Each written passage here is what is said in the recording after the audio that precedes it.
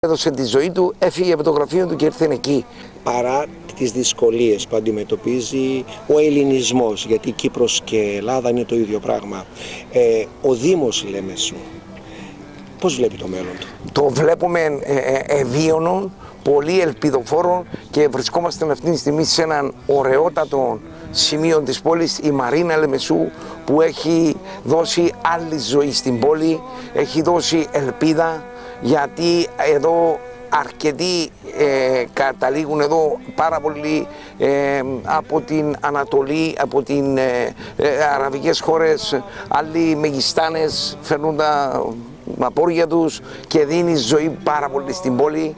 Και θα το δείτε κι εσείς όταν θα περπατήσουμε στην πόλη, ότι η Λεμεσός ζωντάνεψε μέσα από αυτήν την ωραία ανάπτυξη. Πέρα από αυτήν, είμαστε η πρώτη πόλη, ο πρώτος δήμος σε πλοιοδιαχείριση στην Ευρώπη. Ο 5ος στον κόσμο. Αυτά λέει πολλά. Εκατοντάδες γραφεία που ασχολούνται με πλοιοδιαχείριση έχουν τα κεντρικά τους γραφεία στην Λεμεσό. Άλλα είναι μόνο με αντιπροσωπεία. Αλλά εκείνο που έχει μεγάλη σημασία για μας είναι ότι παράγουμε τέτοια πολιτική και κουλτούρα που δίνει ζωή στην Κύπρο. Η Λεμεσός έχει να επιδείξει πάρα πολλά στον πολιτισμό. Και αρκεί να σας πω ότι πάνω από 250 ιδιωτικές σχολές και άλλες που ανήκουν και στο Δήμο, χοροδιακές, σχολές χορού, θεάτρου, λειτουργούν στην πόλη της Λεμεσού. Και εν ολίγης θα το δείτε και στην πόλη που θα περπατήσουμε, ότι η Λεμεσός είναι μια μεγάλη μηχανή στον πολιτισμό. Όμως θέλω να πω και δύο λόγια για την ωραία Λόφου και τον Ύψωνα. Αυτοί οι άνθρωποι έχουν δώσει το είναι τους για την επέκταση της οικονομικής δραστηριότητας στην πόλη και έχουν και αυτοί το δικό τους ήρωα στην Ελληνική Επανάσταση, που είναι ο Ιωάννης Σταυριανός. Μαζί με άλλες δεκάδες και εκατοντάδες Κύπριους που έχουν δώσει το αίμα τους για την ελληνική απελευθέρωση και για την ελληνική ανεξαρτησία, βρίσκονται εδώ σε αυτόν τον ωραίο τόπο. Τέλος, τι μήνυμα θα θέλατε στον απανταχού ελληνισμό? Κουράγιο, ελπίδα, να σταθούμε επί των επάλξεων όλοι και να δώσουμε τη μάχη της επιβίωσης του απανταχού ελληνισμού. Και αν η Κύπρος και η μοίρα το έφερε να είναι ένα ξεχωριστό κράτος, δεν σημαίνει ότι δεν είμαστε ο ένας δίπλα στο άλλο. Μαζί όλοι, είτε στον Μητροπολιτικό Κορμό, είτε εδώ που είμαστε αποσπασμένοι από το Μητρικό Κορμό, θα δώσουμε τη μάχη της επιβίωσης. Η Ελλάδα δεν πεθαίνει, ξαποσταίνει και πάλι θα τραβήσει προς τη δόξα. Αισθάνομαι πολύ όμορφα για αυτά τα λόγια. Εύχομαι κι εγώ με τη βοήθεια του Θεού και την ενότητά μας να τα καταφέρουμε. Θα τα καταφέρουμε, γιατί αυτή είναι η μοίρα μας. Ο ελληνισμός θα τα καταφέρει με όλες τις δυσκολίες. Γιώργο, κλείνοντας, θέλω να πω ότι πολλοί μας ζηλεύουν για την ενότητά μας στα δύσκολα. Και τώρα ο ελληνισμός δίνει εξετάσεις. Είτε στην Κύπρο είναι, είτε στον Μητρικό Κορμό, και θα τα καταφέρουμε.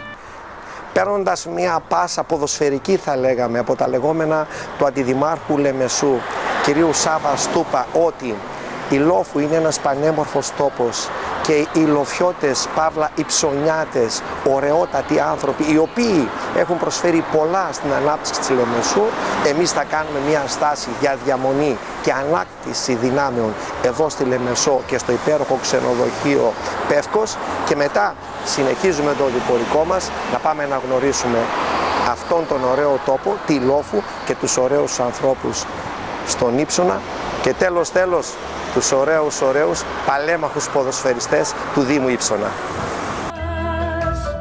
Άσπρα καράβια τα όνειρά μας για κάποιο ρόδινο γυαλό, άσπρα καράβια τα όνειρά μας, και θαρμενίζουν ο χαρά μας ίσα στο ρόδινο γυαλό, άσπρα καράβια τα όνειρά μας. La la la la la la la la la la la la la la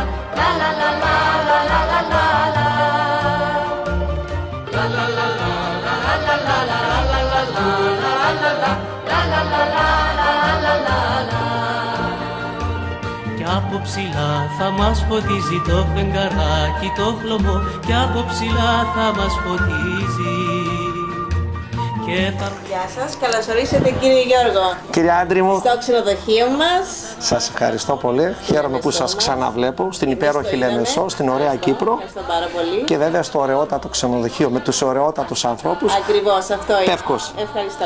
Ευχαριστώ πολύ. Ευχαριστώ πολύ. Το κλειδί σας και καλή διαμονή. Χίλια ευχαριστώ.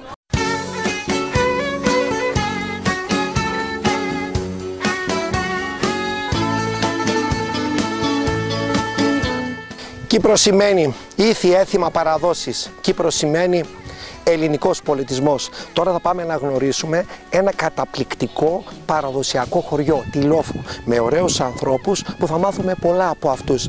Τι σημαίνει αγάπη για τον τόπο σου.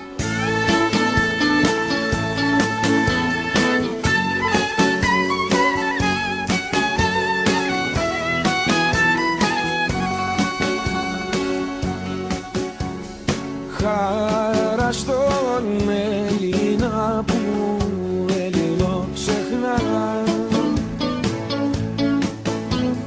και στο Σικάγο μέσα ζει στη λευτεριά. Εκείνος που δεν ξέρει και δεν αγαπά σαν πως θες κι εσύ καημένη. Και στην Αθήνα μέσα ζει στην ξενιτιά. Αχ, Ελλάδα σ' αγαπώ και βαθιά σε ευχαριστώ, γιατί με έμαθες και ξέρω να ανασένω που βρεθώ, να πεθαίνω που πατώ και να μην σε υποφέρω. Αχ, Ελλάδα θα στο πω πριν λαλήσεις πετεινό, 13 φορές μ' αρνιέσαι, με εκβιάζεις, μου κολλάς, σαν τον όθο με πετάς, μα κι απάνω μου κρεμιέσαι. Κύριε Γιώργο, αγαπητέ Γιώργο, καλώς όρισες στο πιο παραδοσιακό, στο πιο όμορφο χωριό στην Κύπρο. Πρόεδρε μου, σε ευχαριστώ πολύ. Σας ευχαριστώ όλους. Πραγματικά νιώθω μέσα από την καρδιά μου να πω ένα μεγάλο ευχαριστώ, γιατί θέλουμε να το γνωρίσουμε αυτόν τον τόπο, το τόσο όμορφο και το τόσο καταπληκτικό, αλλά πάνω απ' όλα να τον μεταδώσουμε, να το δούνε, να το μάθουν σε όλη τη γη όπου υπάρχει ελληνισμός. Εννοείται, σε όλο τον κόσμο. Σε όλο τον κόσμο, γιατί είναι καταπληκτικός τόπος από τις πρώτες εικόνες που έχουμε και πιστεύω ότι έχουμε να μάθουμε πολλά και να δούμε πολλά. Θα δείτε. Παρακαλώ, Ευχαριστώ, Πρόεδρε μου, ευχαριστώ. Η πιο γλυκιά πατρίδα είναι η καρδιά, Οδυσσέα γίνα κοντά μου, που τα για χώματα της πόνος και χαρά. Καθένας είναι ένας που σύνορο πονά. Πρόεδρε, ποια είναι η κοινότητα της Λόφου? Η κοινότητα της Λόφου είναι μια παλιά κοινότητα. Είναι ένα από τα μεγαλύτερα ιστορικά κρασοχώρια της Κύπρου.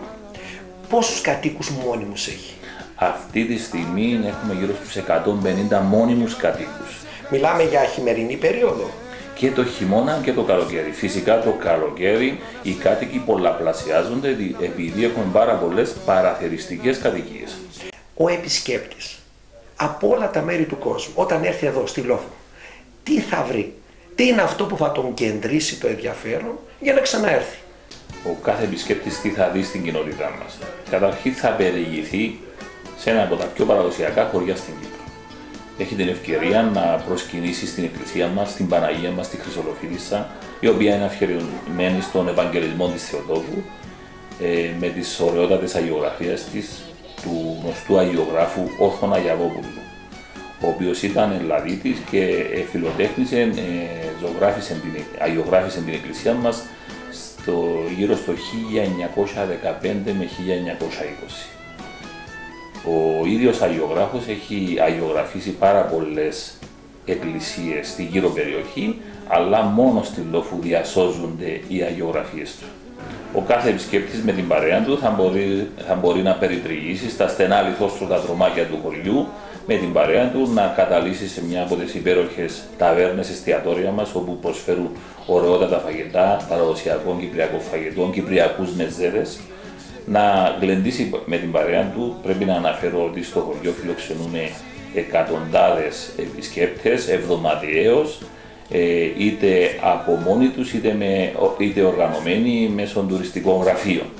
Θα μπορούσε ο επισκέπτης φυσικά να κάνει και τον περίπατο του. Έχουμε υπέροχο μονοπάτι μελέτης της φύσης, το οποίο καταλήγει μέσα από μια υπέροχη διαδρομή στην παλιά βρύση του χωριού, τη λέμε στα κυπριακά Χαβούζα, όπου οι ντόπιοι, οι κάτοικοι του χωριού, πριν το 1950, όπου αφήχθηκε στην Λόφου από τους τότε διοικούντες τους Εγγλέζους, τους Άγγλους κατακτητές, το δίκτυο υδατοπρομήθειας, όλοι οι χωριανοί με τα γαϊδουράκια μέσα από αυτόν το διαδρομή του μονοπατιού μελέτης της φύσης κατέβαιναν στη βρύση του χωριού, η οποία βρίσκεται βόρεια του χωριού, 1,5 περίπου χιλιόμετρο, και κουβαλούσαν το νερό, σας παρακαλώ, με τα γαϊδουράκια, τις κούζες για τις οικιακές τους ανάγκες.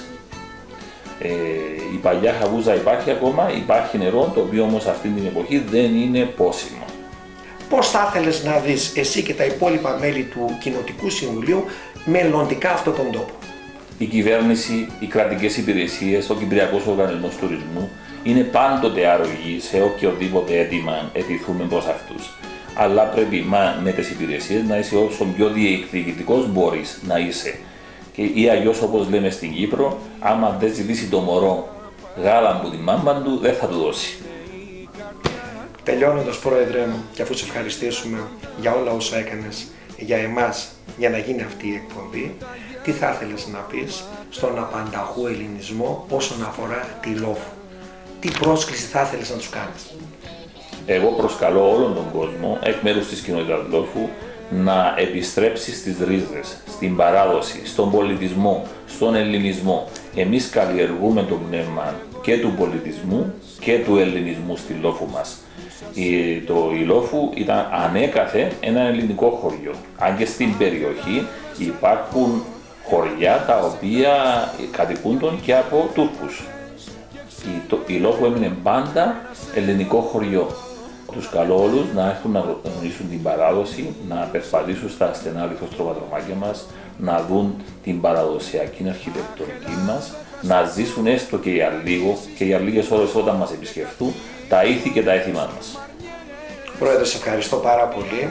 Να είστε γεροί, δημιουργικοί και πάνω απ' όλα με την ελληνική ψυχή. Ο σύνδεσμος Αποδήμων Λόφου είναι η ψυχή αυτού του τόπου και θα μάθουμε πολλά από αυτόν εδώ τον άνθρωπο που έχουμε δίπλα μας. Έναν εκπαιδευτικό που έχει μέσα του όλες τις αξίες του ελληνισμού και πάνω απ' όλα τις αξίες της παράδοσης όσον αφορά την κυπριακή ιστορία. Είμαι ο Χρήστος Δοπογιούκας, είμαι ο πρόεδρος του Συνδέσμου Αποδήμων Λόφου και εκ μέρους του οργανισμού του οποίου προείσταμαι θα ήθελα να σας καλωσορίσω στο χωριό μας. Είναι μεγάλη η τιμή που μας κάνετε, Γιώργο, και ευχαριστώ που ήρθατε εδώ. Λοιπόν, το χωριό μας, όπως βλέπετε τώρα και κάτω, είναι σε υψόμετρο 780 μέτρων.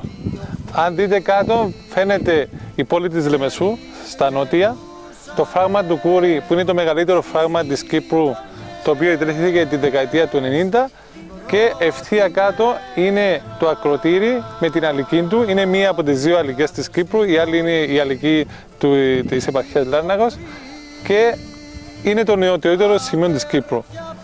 Εδώ αυτά όλα που βλέπετε παγιά υπήρχαν οι λεγόμενες δόμες ή, όπως το λέτε εσείς, ξερολιθιές, όπου ήταν το βουνό, ο λόφος, και για να κερδίσουν καλλιεργήσιμη γη οι λοφίτες έκαναν τις λεγόμενες ξηρολιθιές, ούτως ώστε να καλλιεργήσουν τα μπέκια τους. Η Λόφου ήταν ένα ξακουστό αμπελοχώρι με πολλούς τόνους παραγωγής κρασιού, σταφυγιού, ζιβανίας, σουσούκου, κιοφτερκών, είναι διάφορα παράγωγα του Παλουζέ, το οποίο μεσορανούσε οικονομικά μέχρι τη δεκαετία του 60. Δυστυχώς όμως λόγω της αστιφιλίας οι λοφίτες μετικήσαν μαζικά σε ένα άλλο χωριό, το οποίο είναι προάστιο της Λεμεσού, τον Ήψονα, γιατί εκεί πέρα οι λοφίτες, επειδή είχαν τεράστια περιουσία, εκείνη την περιουσία, κινούνταν μεταξύ Λόφου και Ήψονα, γιατί στη Λόφου είχαν τα μπέκια τους και στον ύψο είχαν τα σιτηρά τους. Άρα, ανάλογα με την καλλιέργεια και την εποχή, μετακινούνται. Αρχικά μόνο οι άντρες και στη συνέχεια τα γυναικόπαιδα. Και έτσι, τη δεκαετία του 60, όταν ξεκίνησε η αστιφιλία και το χωριό, και όπου γενικότερα η Κυπριακή Ήπεθρος ξεκίνησε να χάνει την αξία, οι Λοφίτες αντί να μετικήσουν στη Λεμεσό, στη Λευκοσία, στο εξωτερικό, μετικήσαν μαζικά στον Ύψονα. Η Κύπρος, όπως ξέρετε και εσείς καλύτερα από μένα, συμμετείχε σε όλες τις αγώνες του ελληνικού έθνους, που ήταν και πολύ βαριστά. Και ιδιαίτερο χαρακτηριστικό και μας κάνει ιδιαίτερα περήφανος σαν Λοφίτες είναι αυτός ο ήρωας που βλέπετε εδώ, είναι ο Ιωάννης Σταυριανός, με καταγωγή από τη Λόφου, γεννήθηκε το 1804 και συμμετείχε ενεργά στην Ελληνική Επανάσταση. Συγκεκριμένα ήταν πλούσιος έμπορας κρασιού, γιατί όπως σας είπα η Λόφου ήταν κρασοχώρη, με εμπόριο στην Αλεξάνδρεια, όπου σε έναν ταξίδι στην Αλεξάνδρεια μοιήθηκε στη φιλική εταιρεία.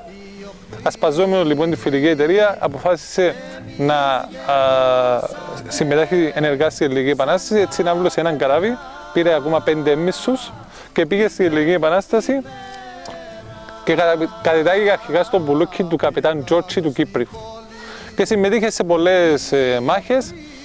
Μετά, στα 1825, κατατάχθηκε στον τακτικό στρατό του Φαβιέρου, όπου και συμμετείχε σε όλες τις μάχες της Ακρόπολης.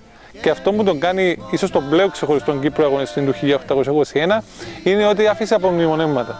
Στα οποία μάλιστα απομνημονεύματα, τα οποία εκδόθηκαν τη δεκαετία του 80 από την Εταιρεία Αστεροελλατικών Μελετών, λέει και γράφει ότι ο Καραϊσκάκης σκοτώθηκε από φίλια πυρά και περιγράφει και τη μάχη και πώς πιστεύει και τεκμηριώνει την άποψη του. Με το πέρας της Ελληνικής Επανάστασης σταδιοδρόμησε στην Ελληνική Χωροφυλακή, πήγε στην Αργολίδα και εκεί στην Αργολίδα μάλιστα συμμετείχε ενεργά στην Επανάσταση εναντίον του Όθωνα.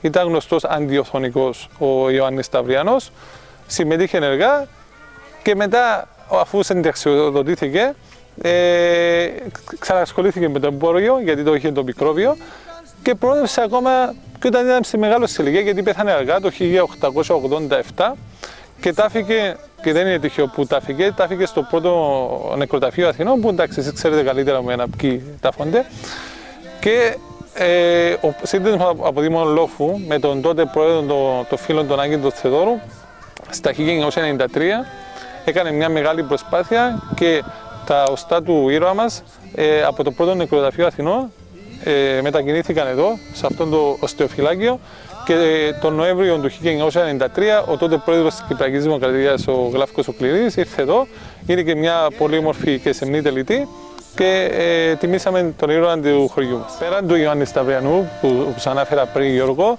ένας άλλος σημαντικός ήρωας της κοινότητας μας είναι ο Ηλίας ο Καρνάουρος, ένας σύγχρονος ήρωας του 1974, ο οποίος έχασε τη ζωή του κατά τη διάρκεια της τουρκικής εισβολής στο νησί. Στις μάχες της Λευκοσίας ήταν ίσως οι σφοδρότερες μάχες κατά τη διάρκεια της εισβολής και ήταν αγνοούμενος για πολλά χρόνια, όπως και αρχικά 1619 άλλοι, και με τη μέθοδο του DNA ανακαλύφθηκε η ταυτότητα του και έτσι είχαμε την ευκαιρία να τον τιμήσουμε σαν ήρωα και έτσι κεντρικός δρόμος του χωριού αλλά και του Ύψονα, και εδώ φαίνεται για ακόμα μια φορά η σύνδεση ανάμεσα στη Λόφο και στον Ύψονα, και οι δύο κεντρικοί δρόμοι τόσο της Λόφου όσο και του Ύψονα ονομάζονται προς τιμή του ήρωα Ηλία Καρνάουρος. Εντάξει, θεωρώ ότι απεικονίζει και τη συνέχεια των αγώνων του έθνους, όπως είπα για τον Ιωάννη Σταυριανό και τώρα ο Ηλίας ο Καρνάουρος. Όλα αυτή την πορεία η Λόφο, όπως και η Κύπρος, θεωρώ, συμμετείχε ενεργά στους αγώνες του ελληνικού έθνους και της Κυπριακής ειδικότερα ανεξαρτησίας. Το σχολείο, όπως και υπάρχει μια πινακίδα σχετική εκεί πέρα, χτίστηκε στα 1917, δηλαδή του χρόνου, καλώς έχοντας των πραγμάτων, θα είναι τα 100 χρόνια. Αν αναλογιστεί κάποιος τις ιστορικές συνθήκες της εποχής πριν 100 χρόνια και την οικονομική ανέχεια του κυπριακού ελληνισμού, θεωρώ ότι είναι πολύ εντυπωσιακό κτίριο για τα δεδομένα της εποχής. Ταυτόχρονα, το άλλο χαρακτηριστικό του είναι ότι ήθελαν οι Λοφίτες να δείξουν τον ελληνικό χαρακτήρα της κοινότητας του, γιατί ήταν ένα αμιγώς ελληνικό χωριό η Λόφο, ενώ όπως ξέρετε διάφορα άλλα χωριά της Κύπρου ήταν είτε τουρκικά είτε μειχτά, και έτσι βλέπετε η πρόσωψη είναι νεοκλασσικού ρυθμού, ας το πούμε, γιατί θέλαμε με αυτόν τον τρόπο οι Λοφίτες να δείξουν ότι, κοιτάξτε, δείτε, εμείς είμαστε Έλληνες. Έτσι έκτισαν ένα μεγαλεπίβολο σχολείο και μια εντυπωσιακή εκκλησία, ούτως ώστε να δείξουν το ελληνοορθόδοξο χαρακτήρα των Λοφιτών. Όπως σας είπα και πριν που περπατούσαμε στο σχολείο και σας έλεγα ότι οι Λοφίτες ήθελαν να δείξουν δύο πράγματα, ότι είναι Έλληνες και ότι είναι Ορθόδοξοι. Σας είπα ότι στα 1917 χτίσανε αυτό το μεγαλοπροεπές σχολείο και στα 1854, δηλαδή μέσα του 19ου αιώνα, χτίσαν αυτήν την εντυπωσιακή εκκλησία. Δηλαδή, αν αναλογιστούμε τις οικονομικές συνθήκες της εποχής και ότι είμαστε ακόμα στην περίοδο της Οθωμανοκρατίας στο νησί, γιατί στα 1878 ξεκίνησε η Αγγλοκρατία, είναι ένα πολύ εντυπωσιακό οικοδόμημα που το ξεκίνησε να χτίζεται το 1854 και το κυρίως κτίριο ολοκληρώθηκε στα 1870, δηλαδή πήρε 16 χρόνια περίπου να ολοκληρωθεί το κεντρικό κτίριο και είναι κάτι με το οποίο περηφανεύονται όλοι οι Λοφιτές, γιατί πέραν του εντυπωσιακού του οικοδομήματος όλοι συνέβαλαν στην οικοδόμηση της εκκλησίας της Λόφου, που είναι αφιερωμένη στο Ευαγγελισμό της Θεοτόκου και στις 25 του Μάρτη γίνεται μεγάλη πανήγυρης.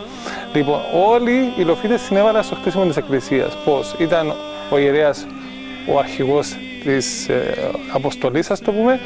Κάθε οικογένεια της Λόφου ήταν υπεύθυνη για μια συγκεκριμένη εργασία. Παραδείγματος χάρη, η οικογένεια αυτή ήταν υπεύθυνη για να μεταφέρει πέτρες, η οικογένεια αυτή για να πελεκά τις πέτρες, η άλλη οικογένεια για να μεταφέρει το νερό. Και οι μόνοι που πληρώνονταν ήταν τεχνίτες, εξειδικευμένοι τεχνίτες, οι οποίοι δεν ήταν από τη Λόφου και αυτοί πληρώνονταν. Όλοι οι άλλοι είναι αποτέλεσμα εθελοντικής εργασίας της τότε εποχής και η παράδοση μάλιστα λέει ότι επειδή ήταν κρασοχώρη μεγάλο η Λόφου, ότι στο τέλος είχαν πρόβλημα με το νερό γιατί υπήρχε λειψιδρία ανέκαθεν στην Κύπρο και χρησιμοποίησαν συγκρασί για να ολοκληρώσουν το χτίσιμο της εκκλησίας. Η εκκλησία χτίστηκε σε αυτό το σημείο γιατί σύμφωνα με μια άλλη παράδοση υπήρχαν κάποιοι βοσκοί νότια του χωριού στην τοποθεσία Φίνικας και κάποιες μέρες που τους ξέφευγαν τα κοπάδια διανυκτέρευαν σήμερα στη σημερινή τοποθεσία του χωριού, η οποία είναι βορειότερα. Έμειναν εκεί που ονομάζεται η Σπηλιά του Χατζηρούσου, που είναι ο πρώτος κάτοικος της Λόφου. Και όπως διανυκτέρευαν εκεί, έβλεπαν ένα φως στο σημερινό σημείο εδώ, το είδαν μια φορά, δυο, και μετά τους κίνησε την περιέργεια και είπαν να έρθουν να δουν, εδώ φαντάζομαι σε μια ελώδη περιοχή, τι είναι αυτό το φως. Και όταν είδαν σε αυτό το φως, βρήκαν μια εικόνα της Παναγίας. Μετάφεραν την εικόνα μαζί τους στη Σπηλιά του Χατζηρούσου και το πρωί, όταν ξύπνησαν, έφυγε. Την αναζήτησαν και την ξαναβρήκαν εδώ. Και θεώρησαν ότι είναι θεϊκό σημάδι για να χτιστεί η εκκλησία εδώ και εξού είναι εδώ ο τόπος που χτίστηκε η εκκλησία. Λοιπόν, όσον αφορά το εξωτερικό χτίσμα, υπάρχει ένα ιδιαίτερο χαρακτηριστικό που είναι τα δύο καμπαναριά. Το δυτικό, που είναι μία στάση, και το ανατολικό, το οποίο είναι τριστάσιο που λέμε. Είναι τρεις στάσεις, διακοσμημένο με βενετικά γιοντάρια, επηρεασμένο από τη Βενετοκρατία που υπήρχε στο νησί, και με αγγέλους. Επειδή υπήρχαν μια προβλήματα στατικότητας, κάποιοι γιοντάρια, όπως βλέπετε εκεί πέρα στη βρύση, αλλά και στην είσοδο της εκκλησίας, μεταφέρθηκαν από το καμπαναριό εδώ και έτσι μπορείτε να δείτε και στα δύο μέρη γιοντάρια. Τα καμπαναριά χτίστηκαν στα 1910, όπου τότε μπορούμε να πούμε ότι ολοκληρώθηκε το εξωτερικό χτίσιμο της εκκλησίας.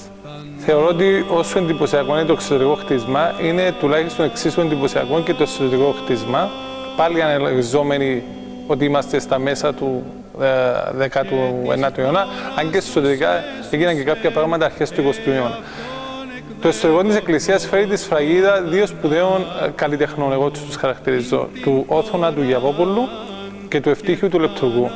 Ο Όθωνας ο Γιαβόπουλος ήταν ένας σπουδαίος αγιογράφος εξ Ελλάδος, παππούς του πρώην Προέδρου της Κυπριακής Δημοκρατίας του Γιώργου του Βασιλείου, ο οποίος ήρθε στη Λόφου δεκαετία του 20 και αγιογράφησε κάποιες εντυπωσιακές αγιογραφίες, όπως η Αποκαθήλωση του Χριστού, η Μυροφέρα γυναίκες, η γέννηση του Θεοτόκου, όπου μπορείτε να δείτε και κάποια αναγεννησιακά χαρακτηριστικά διαφορετικά από τα με τον βυζαντινό τρόπο.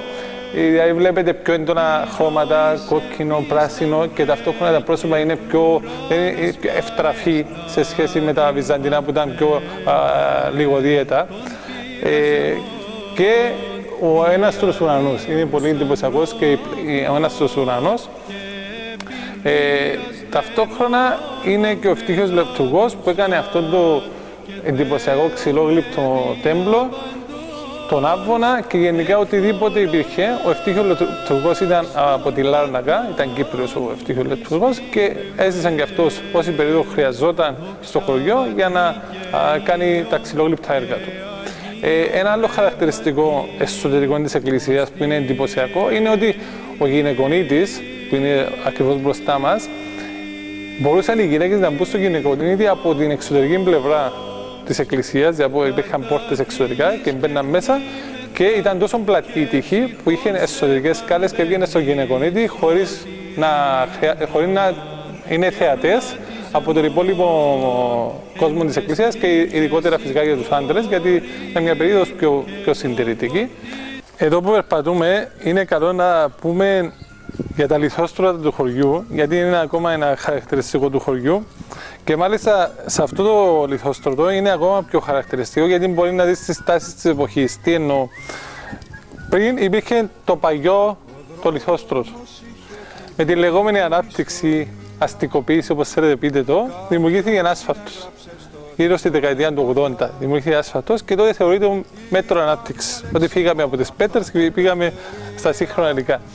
Και λίγα χρόνια πριν, γύρω στο 2013-2014, επανήλθε πάρα από τον άσφαλτο το λιθόστρωτο με πρωτοβουλία του νυν Κοινοτικού Συμβουλίου και μάλιστα έγινε και η υπογειοποίηση υπηρεσιών. Όπως δείτε, έφυγαν οι πάσσαλοι της ηλεκτρικής και μπήκαν ειδικά φωτιστικά και υπογειοποίηση υπηρεσιών και υπάρχει λιθόστρωτο. Δηλαδή, βλέπουμε τις τάσεις πώς αλλάζουν κατά τη διάρκεια του χρόνου και πώς εκλαμβάνεται η έννοια της αισθητικής κλπ. Και εγώ συμφωνώ ότι σήμερα τουλάχιστον αυτό είναι σωστό. Ενδέχεται σε κάποια χρόνια και εγώ να θεωρούμε, η άποψή μου να θεωρείται αναχρονιστική.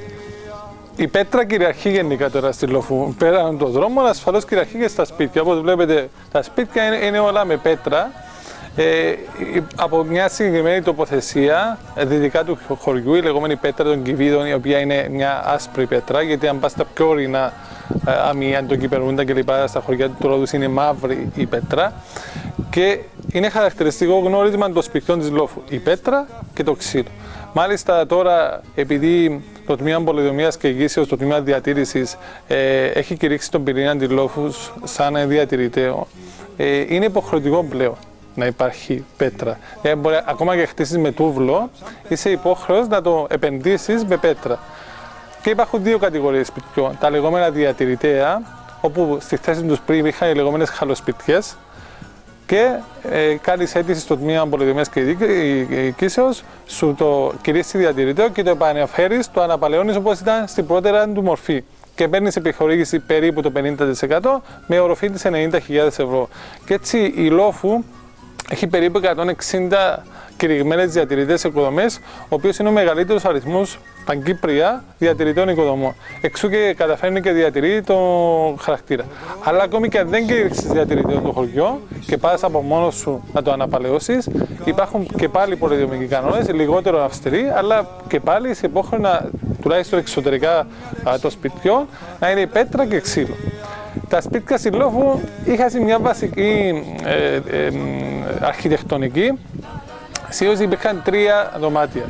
Το μεγάλο το δωμάτιο που ονομαζόταν παλάτι, και ήταν με την έννοια του παλατιού, ήταν το πιο εντυπωσιακό δωμάτιο. Ήταν ένα μεγάλο τετράγωνο, συνήθως 6x6, 7x7, 8x8, όχι 8x8 είναι πολλά, ανάλογα με την οικονομική ευχέρεια του καθενός.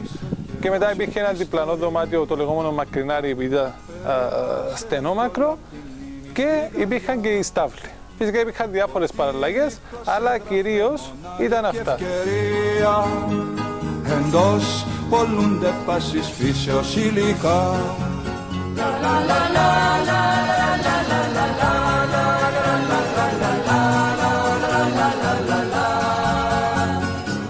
Γιώργο, εδώ βρισκόμαστε στον Αιγιό Μηλό. Όπως λέει η ονομασία, ήταν για τις Αιγαίες, για το Άλες.